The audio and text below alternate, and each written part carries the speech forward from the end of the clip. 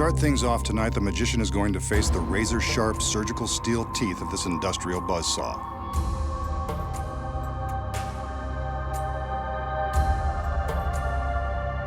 As he is soon to find out, the saw blade is real and the teeth are incredibly sharp. Ouch. That's gonna leave a mark. The magician sets the blade in motion and commands it to rise to the top of the tower.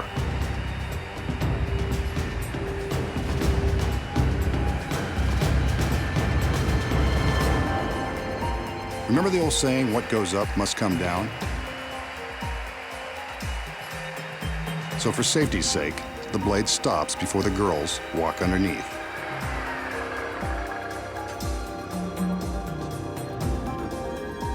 The assistants have wheeled a large coffin-like box beneath the blade. Let's hope this doesn't become the magician's final resting place. The lid is raised and he steps inside, taking a moment to get himself comfortable in this very uncomfortable situation. This is probably a good time to remind you not to attempt this. The magician may be giving away the secrets, but he's a trained professional. With the front of the box lowered, we can see that he's held in place by a wide steel band and handcuffs. He's not going anywhere. From the time the blade begins its descent, our magician has only 30 seconds to escape. First, he's got to contend with the handcuffs. Shouldn't be too tricky.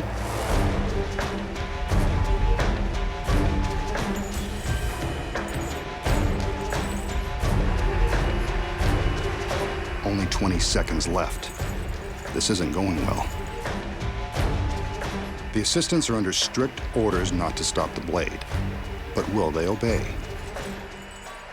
The blade is now just inches away. Will he escape in time? Nope, guess not.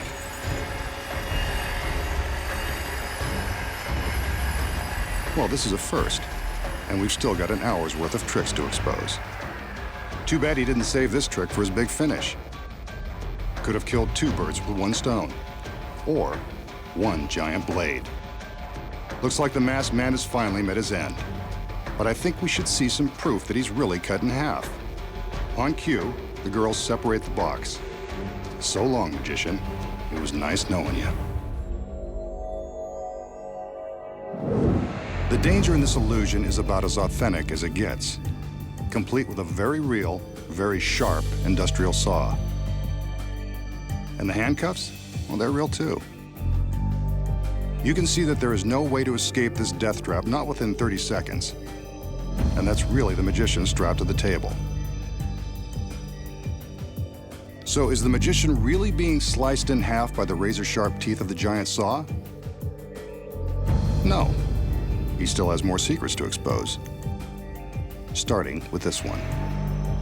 The first secret, of course, is in the box the girls wheel onto the stage. When we see him get into the box and supposedly lie down, he's actually slipping his legs down into a secret compartment.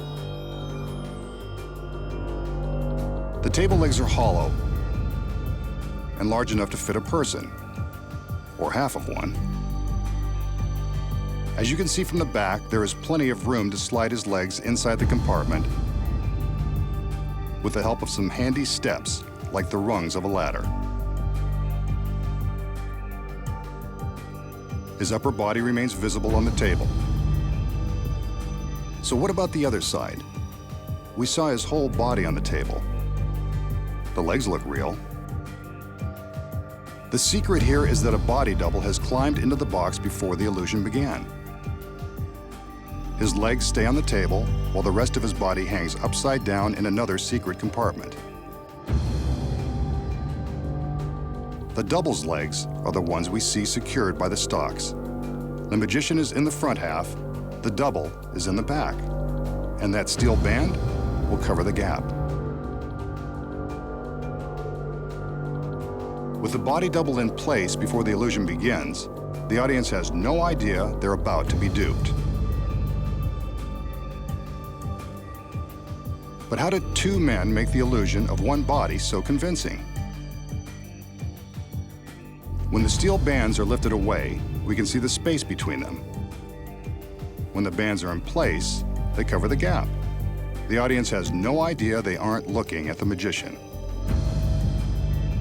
But that is a real saw blade, and it is the magician's shirt being torn from his body. There is real danger here. So to ensure the magician's safety, there is a gap between the two halves of the table, allowing room for the saw as it is lowered. Wooden partitions on each side protect the men from harm. But when the two sides of the table are pulled apart, it looks as though the magician has been sliced in two. Now, you know how it's done.